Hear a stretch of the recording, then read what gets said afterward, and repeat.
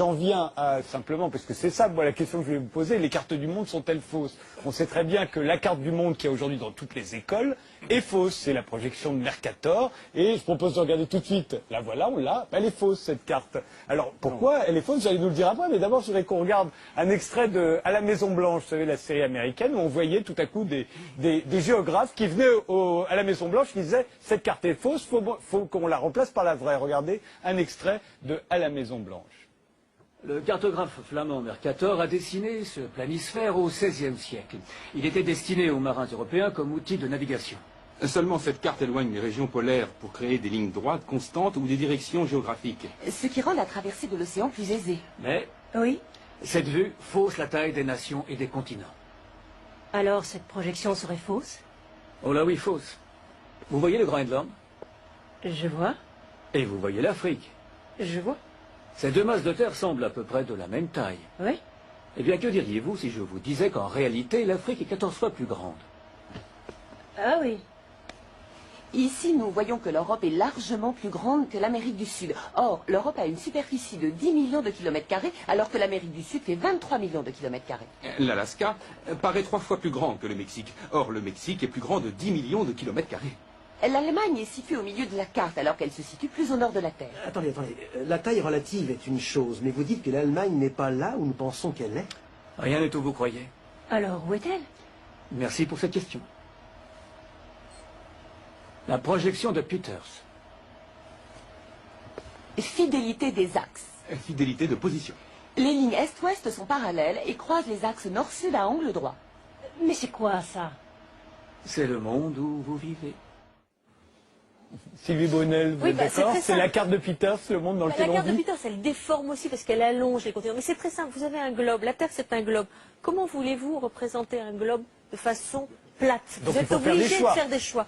Et l'histoire de la cartographie, c'est une histoire encore, en Europe en tout cas, qui est européocentrée. Nous avons choisi les cartes qui nous arrangeaient. Si vous allez en Alors, Australie... la projection de Peters qu'on voit là, elle arrange qui? Celle qu'on voit actuellement là. Elle est plus exacte au niveau des superficies, c'est-à-dire elle rend exactement les superficies. L'Afrique, c'est presque le quart des terres émergées. On oublie ça, le quart Ah, des là, on terres le voit, émergées. sur cette 54 carte-là, on le pays. voit pas sur Donc l'autre. pendant très longtemps, on a eu une vision qui était une vision qui ne nous posait pas de problème, parce que de toute façon, l'histoire du monde, elle s'est passée surtout au nord. Donc en fait, finalement, c'était là, c'était autour de l'Atlantique, la mondialisation. Et puis, les géographes, ils étaient dans le siège des militaires. Hein. C'était Yves Lacoste. La géographie, ça sert d'abord à faire la guerre. Aujourd'hui, en temps de développement durable, en temps d'émergence du Sud, en temps de comment on répond aux défis de la biodiversité, du changement climatique, comment on répond aux défis de la sécurité alimentaire, eh bien, l'important, c'est de comprendre que la géographie, parce qu'elle permet de comprendre le rapport des hommes à leur territoire, c'est ce qui permet de faire la paix. Dans la bataille des cartes, d'ailleurs, vous montrez d'autres cartes possibles. On va regarder tout de suite celle de l'Australie, par exemple. Le Premier ministre australien avait proposé de faire la vraie carte. Pour les Australiens, la carte, ça devrait être ça. Hein? John Howard était toujours frustré de voir l'Australie en bas, au sud, marginalisée. Et donc, il a construit une géopolitique, d'ailleurs extrêmement active. Bon, ça, c'est une image où il dit on est d'origine européenne, on fait du business avec les États-Unis et la sécurité, mais l'avenir, c'est la Chine. Et donc, il a voulu Upside Down. C'est une carte de Stuart Miller qui date de 1983, mais qui a été, au fond, qui a illustré cette réflexion géopolitique des Australiens, au fond, au moment de l'émergence de la Chine. Alors justement, la Chine, Il faut dire aussi que le Pacifique, qui chez nous, sur nos cartes, on le voit à peine, le Pacifique, c'est le plus grand océan de la Terre, l'Atlantique. Michel, le Pacifique par rapport à l'Atlantique, c'est 3 fois plus grand, 4 fois plus grand. Bien sûr. C'est la moitié vraiment... de la Terre, le Pacifique. Et le pire, C'est la c'est moitié. que parfois, tous les micro-États du Pacifique ne sont même pas représentés sur les cartes. Quand il y a eu, vous savez, la grande conférence sur le changement climatique à Copenhague, ils sont arrivés, il y avait un grand globe qui était au cœur de la salle de conférence. Il n'y figurait pas. On avait oublié tous les États du Pacifique, les petits États du Pacifique. Donc c'est pour vous montrer que la représentation cartographique, c'est toujours un choix. Alors celui-là, ce serait la carte des navigations de la Chine. Il y a 200 projections cartographiques. Ça, c'est, je trouve, la plus intéressante. C'est une variante de la projection de Molvay qui s'appelle Atlantiste. C'est une carte d'une compagnie de navigation chinoise qui essaye d'exploiter la route maritime possible entre Shanghai à droite en vert et Rotterdam, New York, par la route du nord-ouest et la route du nord-est. Mais vous voyez à l'ouest l'Antarctique, à l'est, sur la droite, on ne le voit pas, mais il y a l'Australie. Et je trouve que c'est une vision qui montre qu'aujourd'hui, une compagnie chinoise de navigation a une vision globale. Alors que pendant des siècles, les empereurs chinois, justement, ont bataillé avec les jésuites, qui leur montraient des cartes où la Chine n'était pas au centre de la projection et où la Chine paraissait plus petite que ce qu'ils pensaient qu'elle était. Donc on est toujours dans des batailles. Le problème, c'est pas c'est faux, c'est vrai. La question, c'est la question des représentations et des cartes mentales. Alors justement, il y en a une, ce sera la dernière que je vais montrer, c'est la carte des militaires américains, on va dire. Alors là, on retrouve la carte de Mercator. En fait, on comprend pourquoi elle a du succès, la Mercator, c'est celle des Américains. Le Mercator, non, c'est la carte du département d'État, du Pentagone, du Quai d'Orsay, mais aussi de Médecins sans frontières. C'est vrai. Et de Google. C'est la carte des Occidentaux. Non, ce n'est pas la carte des Occidentaux, c'est la carte de l'hémisphère nord. Ouais. Il y a les Russes là-dedans. Là, c'est qu'aujourd'hui, avec le numérique, on n'est pas foutu d'avoir Google, une représentation réelle. Exactement. C'est ça qui est incroyable. Google, c'est ce que j'essaye d'expliquer. C'est une projection qui est avantageuse. Ah oui. C'est une projection qui est avantageuse. Voilà. Qu'est-ce que vous disiez? J'expliquais juste que bien sûr que c'est possible d'avoir une représentation réelle, même si on vient de nous exposer les difficultés, mais l'enjeu c'est la représentation et comment chaque nation, et surtout les nations dominantes, décident de se représenter aux yeux du monde. Si, tout à l'heure dans l'exposé, on nous a parlé des premières cartes faites par les navigateurs. Enfin, Mercator, c'était ça, c'est ce qu'on voulait voir, c'était l'Atlantique. Voilà, l'entrée des nations Il européennes existe quelque part dans le monde dans une l'ère moderne. représentation réelle de la... Non, pas en deux dimensions. Non. Vous êtes écrivain, la seule représentation réelle, c'est celle de José Luis Borges. C'est une carte dont l'échelle serait 1 sur 1. C'est-à-dire une nappe qui couvrirait la Terre. On ne peut pas représenter sur un plan une sphère. Sur aucune Donc carte. vous avez des choix de déformation. Là, c'est un choix installé dans les esprits qui est en plus qui découpe le monde en théâtre. Le mot Moyen-Orient, c'est un théâtre militaire. Asie du Sud-Est, c'est 1943.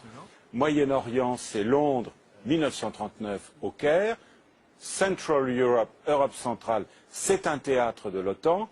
Nos représentations du monde sont stratégiques, idéologiques et maintenant les banques d'affaires. Denis Podalides. Et le pétrole. Denis Podalides. Comme vous, là. Puis, baba. On ne pensait pas que les cartes du monde étaient Je ne fausses. pensais pas. Moi, je pensais que le Mercator, là, c'était Alors, celle que j'avais. remontrez-nous la Peters, parce que Peters aussi est fausse. Et pourtant, elle a l'air plus vraie. Non, mais la projection de Peters est extrêmement intéressante parce qu'elle a été rendue célèbre par Willy Brandt. Dans le rapport de 1973 sur le Nord-Sud. Willy Brandt, en fait, Allez très vite parce que ça va se terminer. Géopolitique allemande, l'Allemagne essaye de se sortir du carcan Est-Ouest et a une politique au Sud. Aujourd'hui, en 2012, l'Allemagne est au Conseil de sécurité, son slogan, l'Allemagne partenaire du monde. L'Europe, c'est trop petit. Les surfaces, c'est quand même juste, là. Les surfaces sont justes, mais pas les distances. D'accord. Aucune route sur la mer, aucune route. La route la plus courte n'est jamais une droite. Mais non, c'est Jacques Sapir, la Russie est toute petite. Là. Oui, tout à fait. Alors par contre, ce qui est très bien rendu, c'est l'allongement. Oui. Elle perd, si vous voulez, en hauteur, et là on voit bien qu'elle est écrasée, mais ça rend bien compte de l'allongement de la Russie. Si vous voulez, c'est un pays où... D'est en ouest, vous voulez dire. D'est en ouest. Quand vous allez à Novosibirsk, qui fait partie de la Sibérie occidentale, vous mettez plus de temps depuis Moscou que pour aller de Paris à Moscou. C'est 3h45 pour faire Paris-Moscou, c'est 4h30 pour faire Moscou-Novosibirsk. Si vous allez à Khabarovsk, ça sera 7h30. Si vous allez à Vladivostok, voilà. Mais là, ce qu'on voit bien, c'est par exemple que Buenos Aires, c'est la ville la plus loin de Paris, par exemple. Absolument. On se rend compte que quand on y va, normalement sur la carte de Mercator, on a l'impression qu'elle est toute près. Tout à fait. Et que Shanghai et Tokyo sont bien plus loin. La ville la plus loin de Paris, c'est Wellington. Oui. La ville, ou la Nouvelle-Calédonie. Dernier mot. Ce qui est fascinant, c'est l'Afrique. l'Afrique, c'est... Ah, c'est grand l'Afrique, hein, en vrai. Tellement grand. Les Et maintenant, avec cette C'est dingue, on nous a menti, avec hein. cette croissance qui est en train d'arriver en Afrique, on va en entendre parler. Le Ghana, plus 16%. Et c'est 2 milliards. Sylvie Brune. L'Eldorado. Juste à la fin. L'Eldorado. Non, mais il faut regarder le sous-sol. Il faut regarder le sous-sol. L'Afrique, c'est 2 milliards. Ça va être 2 milliards d'habitants en C'est le 2005. sous-sol, c'est la Il y en a 1 géologie. milliard. Oui. Ça veut dire que ça va être multiplié C'est par grand, deux. c'est grand et c'est riche. Il y a Comme le Brésil. plein de minerais. Sabrine Ouattin, un dernier mot. Des pays qui partent en Non. croissance. Richard Millet, un dernier mot. Non. Non. Catherine, Hélène, non. Tout le monde a dit tout ce qu'il avait à dire. Vous n'avez tellement peur de vous tromper, vous donnez Oui, bah attends, plus je la regarde parole. les noms, mais c'est très très fort. Ces cartes ne sont pas étonnantes. Oui. En tout cas, voilà. Et pourquoi elles ne sont pas moderne. étonnantes? Elles sont pas, parce qu'elles reflètent vraiment l'organisation géopolitique et économique du monde, donc elles sont très logiques en fait. Enfin, en tout cas, on en a appris de belles ce soir, parce que moi, je ne savais pas que tout ça était pipeau. Hein, donc, Voilà. Merci. Malheureusement, on supprime la géographie de l'enseignement secondaire. Et la C'est un géographie, c'est scandale. ce qui permet de lire le monde et de comprendre le monde. Quand vous êtes à l'école et que vous regardez la carte du monde, la manière dont la carte du monde est faite dit déjà quelque chose sur l'histoire et sur la manière dont on pense les cultures. L'Europe est toujours quand même assez au centre, et même cette construction nord-sud impose d'une certaine manière une hiérarchie. Si par exemple on mettait l'Afrique au centre d'une carte et qu'on la regarderait, on verrait les choses tout à fait autrement, parce que la manière dont le monde se dessinerait sous nos yeux nous ferait penser autrement. Les cartes géographiques sont des cartes mentales au sens où quand on voit les frontières, on pense que ce sont aussi des frontières à propos des populations et de la culture. Et que, bah tiens, là, dans cet hexagone est contenue la culture française. Là, dans l'Italie, serait contenue la culture italienne. Là, c'est la culture africaine. Or, avec cela, on oublie qu'il y a eu des échanges depuis très très longtemps entre les peuples, on pourrait dire, et entre les mondes. Donc il faut se défaire des cartes géographiques qu'on nous apprend à l'école. Ce sont des mensonges. Ce sont des mensonges. C'est comme la carte de la France. La carte de la France est un mensonge, puisqu'on ne nous montre que l'hexagone, et qu'après nous apprenons qu'il y a des territoires français ailleurs dans le monde, dans le Pacifique, dans les Caraïbes, en Amérique du Sud, dans l'océan Indien, et que ce sont aussi des territoires de la République. Mais quand vous regardez ici, pour tout petit Français vivant dans l'Hexagone, la France, c'est avec la frontière avec la Belgique, puis la frontière comme ça, etc., ça tourne. Alors, parfois, il y a la Corse, mais il n'y a jamais la Guadeloupe, la Martinique, la Guyane, Wallis-et-Futuna, Tahiti, la Nouvelle-Calédonie, Mayotte, la Réunion. Ça lui changerait la manière dont il pense même habiter, comment il est, et qu'est-ce que c'est que l'histoire de la France. Parce que quand il voit ça, l'histoire de la France, eh bien, elle est contenue là, dans cet espace. Alors que si on lui montre tout ça, il va se dire, ah oui, mais alors, qu'est-ce qui s'est passé en Martinique au même moment?